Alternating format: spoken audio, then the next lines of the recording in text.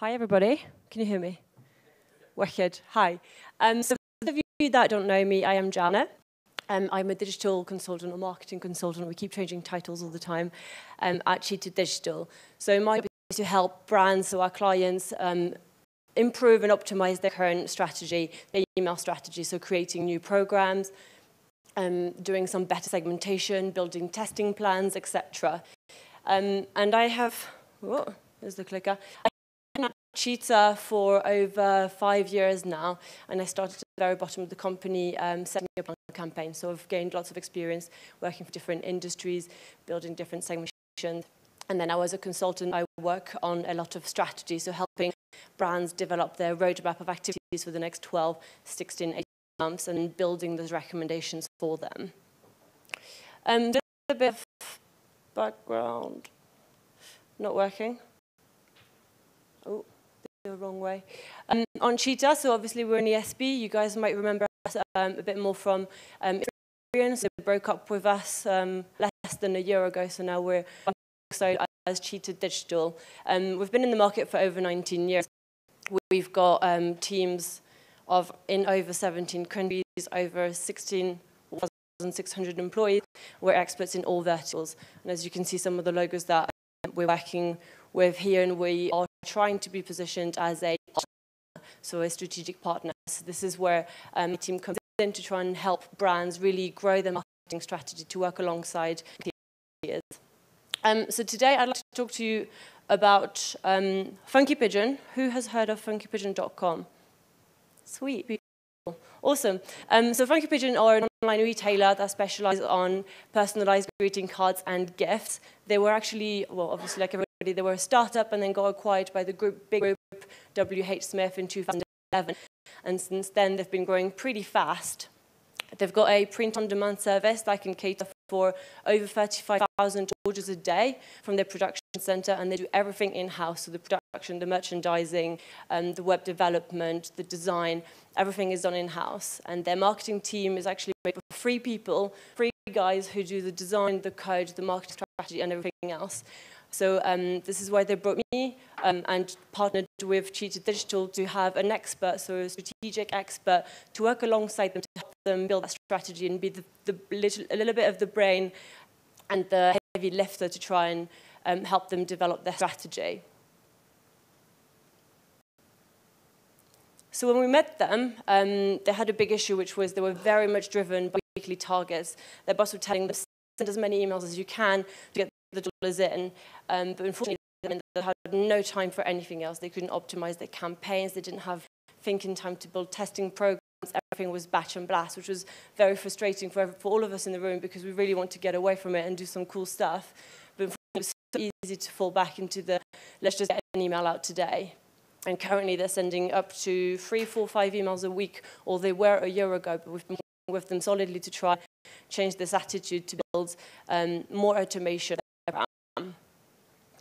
And as a result of that, you can imagine that they don't have time to build personalization, use the data, look at the data, understand it, build new programs, and the result, and especially for a company that provides a personalized service that doesn't actually give you a personalized email, it could be quite frustrating. So you can imagine the level of churn, how that's impacting long-term loyalty.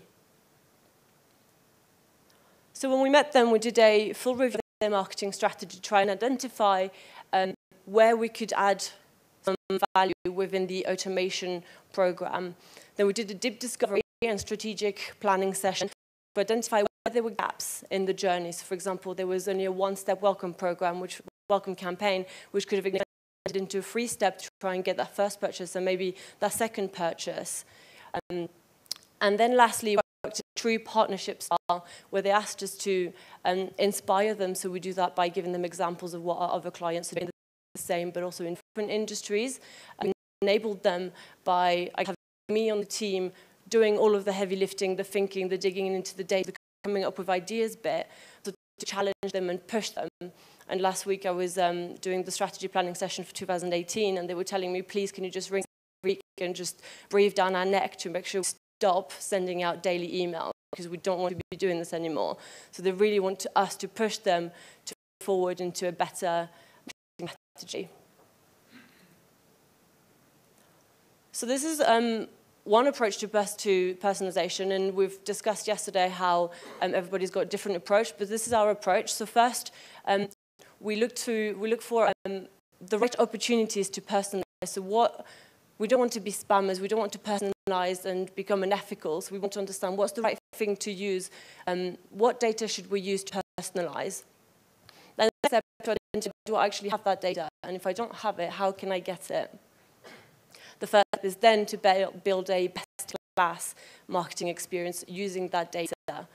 And lastly, measure and repeat, because something that works today, like we said yesterday, might not work tomorrow, and something that didn't work 3 days ago might work in 3 weeks. So keep testing all the time, as we all know.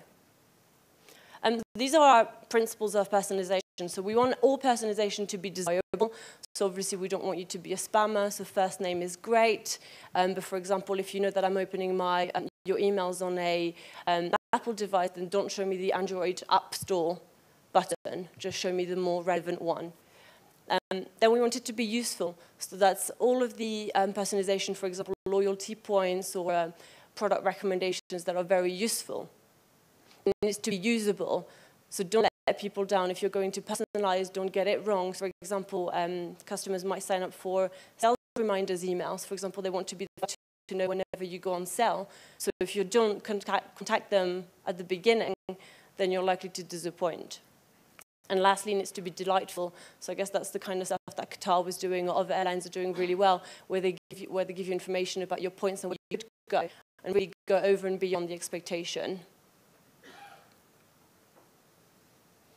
The data, as you guys all know, so this is very basic, obviously, because Funky Pigeon, as I was explaining, they're very batch and bast.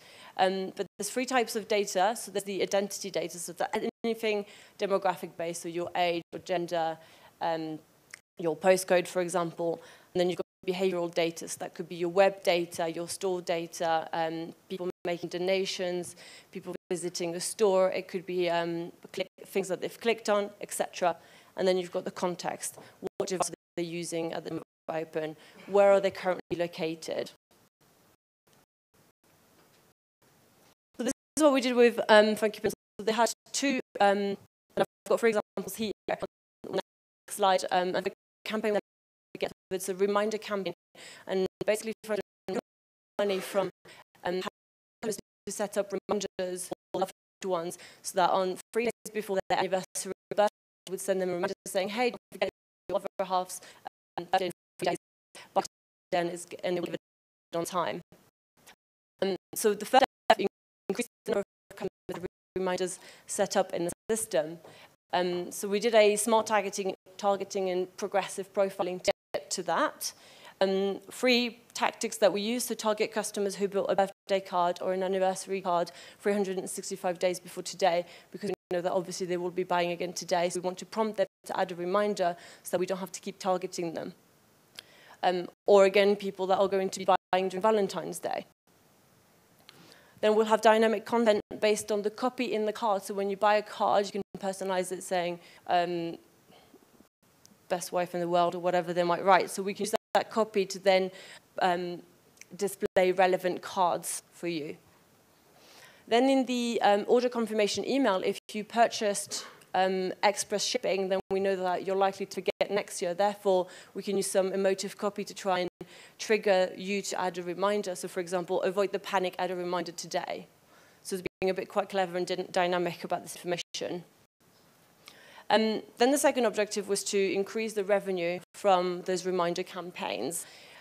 So that's an example of the campaign that they have at the moment, and they've got a personalized header image with the person's name, the event, so birthday or anniversary, and then the day of the week, which was a test that we ran that was actually more effective than saying on, and then the date.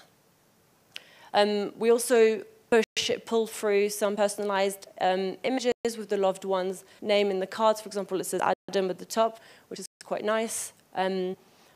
Relevant product recommendations based on products last year or the dynamic information that we know about that loved one. And lastly, we did lots of emotive call to action testing, and I don't know if you can see it because it might be behind the chairs, but call to actions or subject lines like show me, I care, make them happy, don't let me forget, which was quite interesting, and especially for Funky Pigeon, which is quite an emotive brand. And we found out that actually in the abandoned basket campaign, we wanted to try having 2 buttons that said I care or I don't care, but that didn't work as well as having it in the subject line, for example. Then we identified that actually, well, obviously, because the lack of personalization for Funky Pigeon, there was a very high level of churn. So people not coming back to buy or people unsubscribing very soon after subscribing. So we ran a churn model analysis to try and understand when do people unsubscribe after signing up. And we use those timings to develop a 3-step program. So on day X, we would send the first email because we knew that X% of the base would unsubscribe. Then on the period 2, we would send a different email.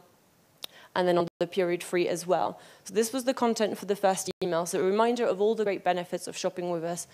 And again, we're pushing people to add a reminder because the goal for Funky Pigeon is to stop having BAU newsletters, but have everything automated so that they've got room for more exciting campaigns. Save with prepay, got exclusive offers, and then view our cards, and always a bit of social proof, especially in a re-engagement program, which is very effective.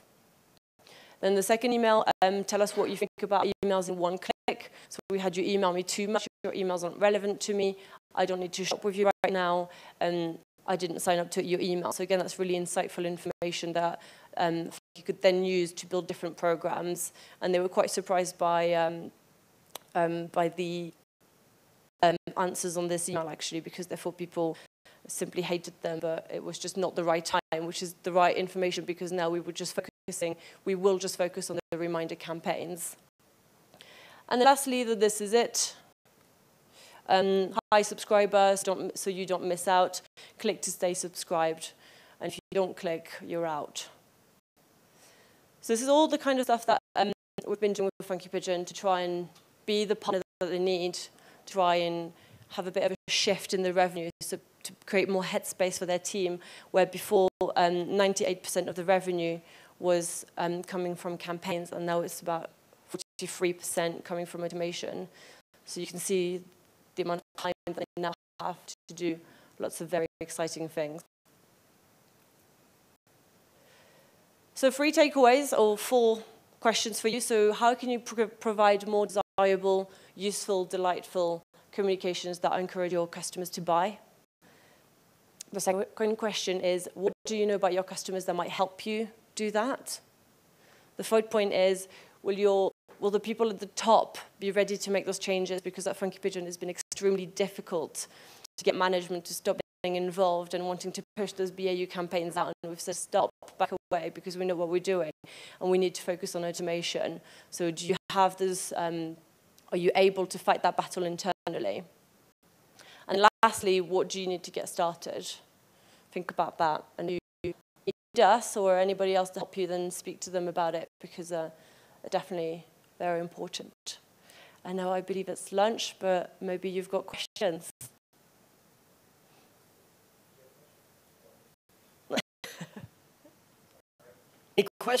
Any questions for Jalna? Jalna. I'm going to get that. I'm going to get that before you get that. Any questions? Oh, I was back there. What are you guys doing to me? All right, hold on. One of each. Oh, I love it. Okay, Florin first. Hi, Jalna. Hi. Could you tell us a bit more about progressive profiling? I was discussing earlier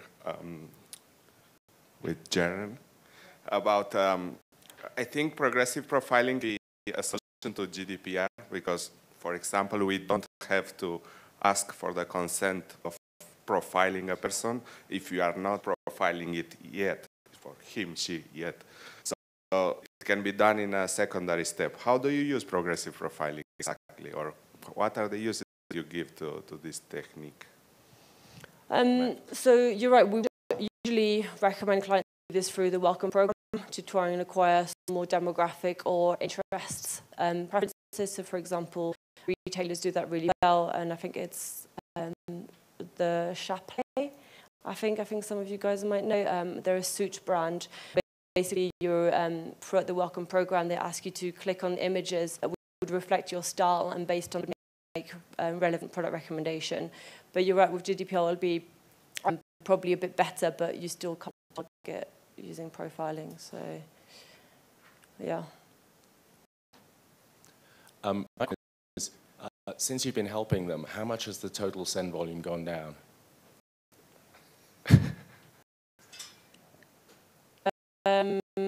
Good question. I think a bit down. Maybe. All right. No, because I always love it when people have examples of that, but yeah.